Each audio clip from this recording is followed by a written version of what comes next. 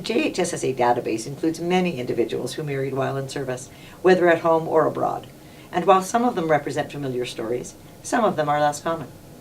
The story of a war bride, for example, a woman who marries a Canadian serviceman overseas and then returns with him to Canada, was reversed, if you will, by W.F. Bender.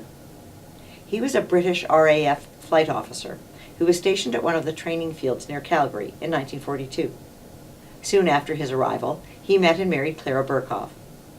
They remained in Calgary and welcomed 2 children during his posting, and then, after the war, returned to the UK. While it went in the more expected direction, an expanded version of the war bride story was played out by signalman Sam Corbin. He met and married Esther Richland while he was in service in London in 1941. They welcomed a son in May 1943 and a daughter in November 44.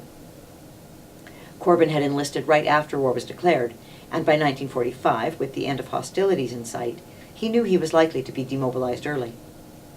Wanting his wife and children to be well settled in their new country, he found them passage on a Greek freighter, which had to take a 2-week circuitous route across the Atlantic to ensure the safety of its passengers.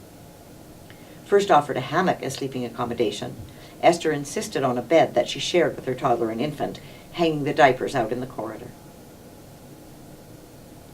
Many service marriages took place in Canada, and, like the story of gunner Samuel Abramson, have a straightforward narrative. He returned home from France in February 45 and was granted to marry Pearl Crystal in July, not long before his discharge in November of that year. Also simple is the story of Matthew Waterman, who was just completing dental school when he was called up in July 1943. He was granted permission to marry Anita Schlom that August, and while some couples opted for the wife to stay put for the duration, his files show that her address changed as his did throughout his service. A small twist appears in the marriage story of Private Frances Leibinson of the Canadian Women's Army Corps. She enlisted in October 1942 and married signalman L. Binder on December 4th, 1943. She was not, however, granted permission to do so until December 6th, 1943. And lastly, we have a fellow who shall remain nameless due to the confusing information contained in his service record. He was single when he enlisted in July 1942, and in August 1943, while stationed at an Air Force base in Ontario, was married with permission to a Margaret S. in Toronto.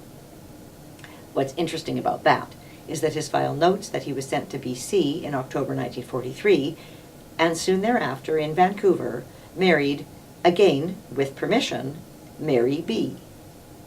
We have yet to figure this out.